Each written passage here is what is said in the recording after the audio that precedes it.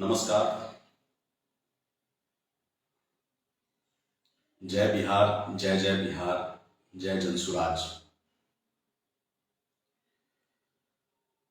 पिछले सप्ताह आप सभी लोगों के बीच आने का, लाइव आने का मौका मिला था।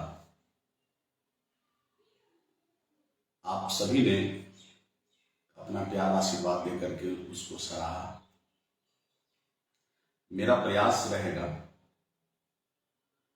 कि प्रत्येक रविवार को कम से कम किसी एक मुद्दे को लेकर मैं आप लोगों के समक्ष उपस्थित रहूंगा।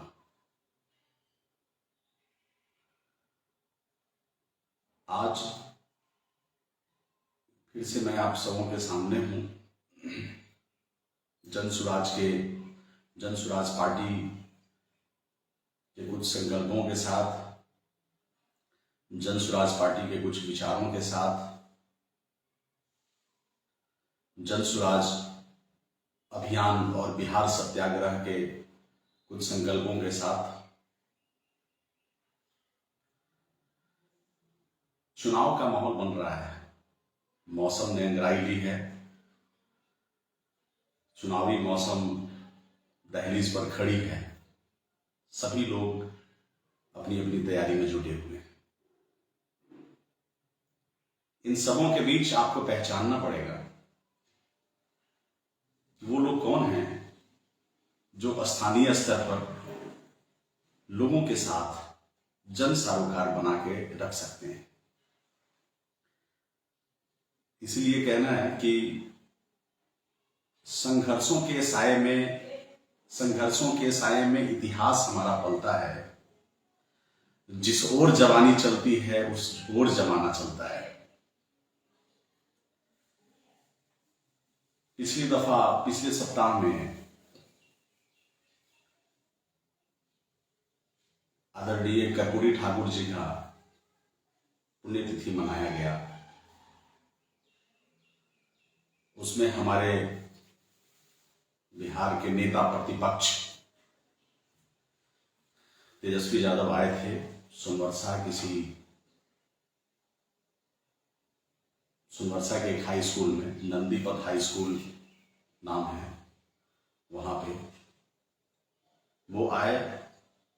फिर उसी तरह से जात और भात की राजनीति करके गए यहां से, क्योंकि जात और भात से ऊपर उठ नहीं सकते हैं। किसी भी सामाजिक, राजनैतिक, आर्थिक, सामाजिक समानता की बात, आर्थिक समानता की बात, उस पर चर्चा नहीं कर सकते हैं। फिर से एक बार वो जात और भात पर ही बात करके गए। मैंने बड़े गौर से उनके भाषण को सुना, कुछ मीडिया बंधुओं के माध्यम से। उनके भाषणों ने कई प्रकार के प्रश्न चिन्ह समक्ष खड़े किए और मैं जनसुराज के जिला संगठन सीतामढ़ी का मुख्य प्रवक्ता होने के नाते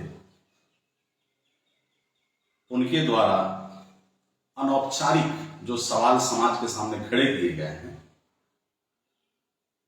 उस पर मैं बिंदुवार प्रयास करूंगा कि मैं उनका जवाब दे पाऊं। आप विचार जरूर करिएगा। सबसे पहले इस बात से मैं भी वाकिफ रखता हूं। उन्होंने कहा कि चाचा की उम्र ज्यादा हो गई है, अब वो थक गए हैं। बिल्कुल सही बात है। ये तो हम लोग कब से कहते आ रहे हैं, ये आप पहले व्यक्ति नहीं है। पीछे सुशील मोदी जी ने भी कहा, भाजपा के अन्य नेताओं ने भी ये आरोप प्रत्यारोप लगाता रहा, सभी लोगों ने मिलकर। जनसुराज पार्टी ने भी कई बार इस बात को कहा कि नीतीश कुमार जी अब फिजिकली टायर्ड और मेंटली रिटायर्ड हो चुके हैं। वो इतने अस्वस्थ हैं कि अब वो अपने मंत्री परिषद के किसी भी मंत्रालय के, अपने मंत्री परिषद के सारे मंत्रियों का बिना कागज देखे नाम तक नहीं बता सकते। स्मरण शक्ति कमजोर हो गई है। उनके इर्द गिर्द जो 4-5 लोगों का एक टीम है, वो चला रही है सरकार।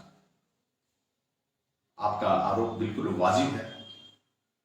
हम लोग भी ये कह रहे हैं कि बिहार के मुखिया होने के नाते उनको ये जरूर जाहिर करना चाहिए कि भाई वो फिजिकली फिट हैं कि नहीं, ये चीज उनको बताना चाहिए।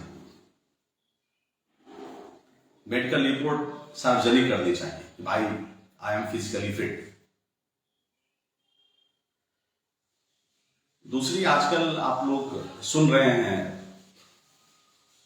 राजद एक बात को लेकर के भुनाने में लगी हुई है, माई बहन मान योजना। माई बहन मान योजना का pamphlet, banner, poster,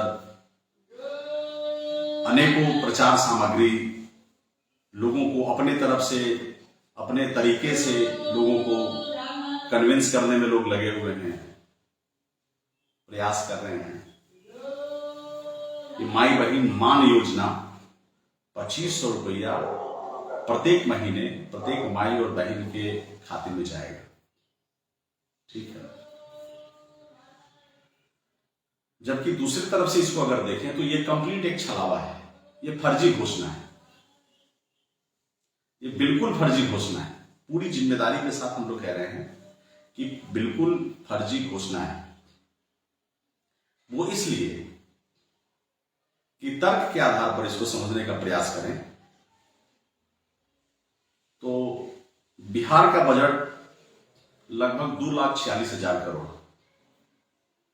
2,46,000 crore Bihar का बजट। 2010 के जनगणना को अगर आधार माना जाए, 2010 के जनगणना को अगर आधार माना जाए तो यहां महिलाओं की जो संख्या है वो 6 करोड़ है। तो 6 करोड़ गुने 2500, मतलब अगर प्रत्येक महिला को 2500 रुपया भी अगर दिया जा रहा है तो ये लगभग 1.5 लाख करोड़ का बनेगा।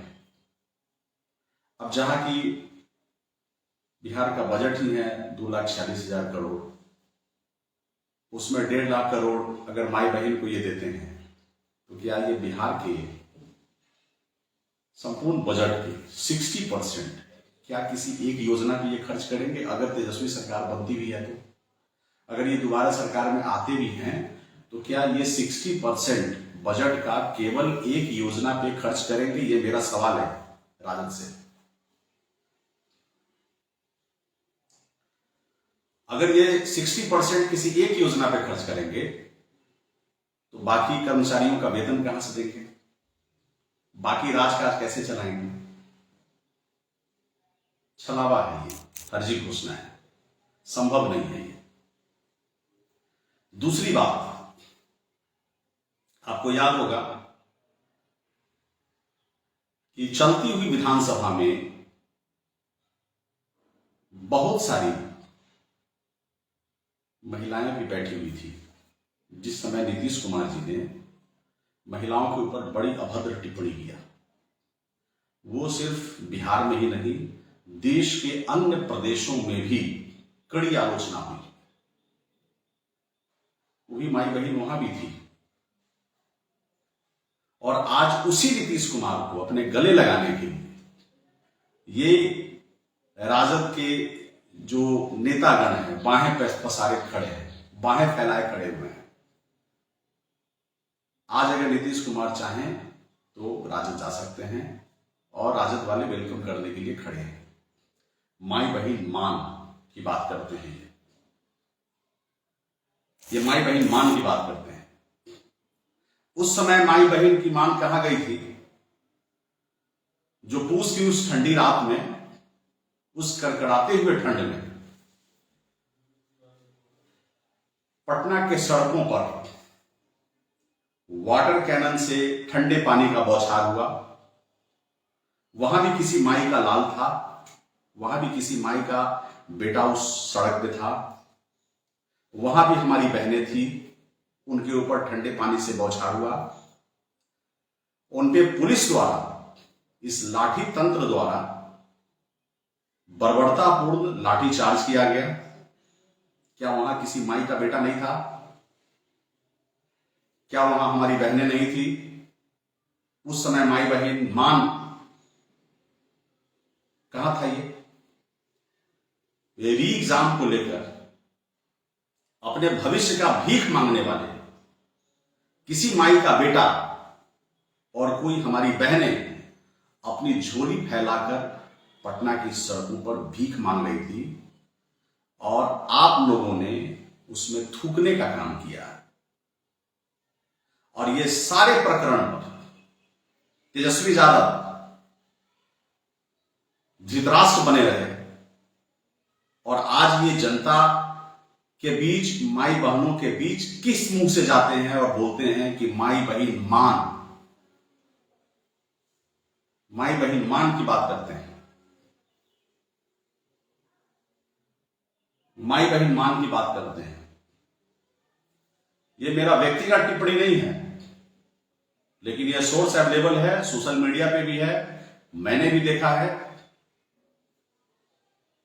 आपके परिवार की बात कर लेते हैं। एक वीडियो वायरल हुआ था, सोशल मीडिया पे भी उपलब्ध है। ये मेरा स्टेटमेंट नहीं है, ये आपके भाभी श्रीमती ऐश्वर्या राय जी का स्टेटमेंट है। पूर्व मुख्यमंत्री श्रीमती राबड़ी देवी जी ने बाल पकड़ के घसीट करके अपने घर से बाहर सड़क पर निकाला था उनको। वो भी किसी की बेटी है, वो भी किसी की बहन है, आपकी भाभी भी हैं तेजस्वी यादव। क्या उनका मान नहीं होना चाहिए? आदरणीय दरोगा राय जी की पोती ऐश्वर्या राय जी और आपकी भाभी, आपके घर में किसी की बेटी, आपके घर में आपकी परिवार की बहू, वो सुरक्षित नहीं है। आप सड़क पे आकर के आप जुमलाबाजी करते हैं। माई बहन मान योजना, माई बहन मान, कौन सा मान की बात कर रहे हैं आप? किस मान की बात कर रहे हैं? किस मान की बात कर रहे हैं? ठगना बंद करिए आप। जनता जानती है, बिहार की जनता जागरूक है, बिहार की जनता समझती है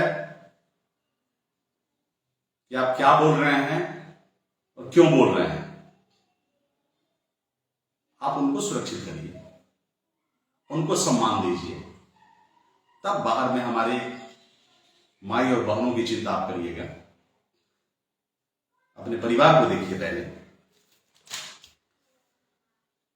आपने अपने भाषण के दौरान कहा यह सामाजिक परिवर्तन का दौर है, जरा उसको भी देख लें। हम कर्पूरी के बताए हुए रास्ते पे चलते हैं। वाह, बड़ी अच्छी बात है, अच्छा लगा ये स्टेटमेंट सुन के कि ये सामाजिक परिवर्तन का दौर है। आप दावा करते हैं और कह रहे हैं कि ये सामाजिक परिवर्तन का दौर है, हम कर्पूरी के बताए हुए रास्ते पे चलते हैं। तो मैं अपने साथियों से पहले उनको बता दूं, समाजवाद के बारे में जो इसको हल्के शब्दों में हम थोड़ा सा प्रयास करते हैं कि जल्दी समझाने का या बताने का, कि समाजवाद एक विचारधारा है जिसका लक्ष्य समाज में सामाजिक और आर्थिक समानता लाना है। समाजवाद एक विचारधारा है जिसका लक्ष्य समाज में सामाजिक और आर्थिक समानता को बहाल करना है। वो समाजवाद है जिसके कई पहलू होते हैं, जैसे सामाजिक स्वामित्व की बात होती है, जैसे आर्थिक समानता की बात होती है, जैसे सामाजिक न्याय की बात होती है, कल्याणकारी राज्य और लोकतांत्रिक नियंत्रण इत्यादि की बात होती है। उसको कहते हैं समाजवाद। ये हो गया समाजवाद मोटे तौर पर। कई विश्व के बड़े बड़े और अलग अलग विद्वानों ने अपना अलग अलग मत रखा है समाजवाद के बारे में, लेकिन मोटे मोटे तौर पे इसको समझिए। अब जिस कर्पूरी ठाकुर जी का बात करते हैं आप, उस कर्पूरी ठाकुर जी का समाजवाद क्या है सब समझ लीजिए। कर्पूरी ठाकुर एक स्वतंत्रता सेनानी और एक समाजवादी नेता थे। कर्पूरी ठाकुर के समाजवाद को जनता का समाजवाद कहा जाता है। जी हां, कर्पूरी ठाकुर जी के समाजवाद को जनता का समाजवाद कहा जाता है। यह समाजवाद गरीबों, वंचितों, पिछड़ों और अति पिछड़ों के हितों का ध्यान रखने वाला समाजवाद है। कर्पूरी जी की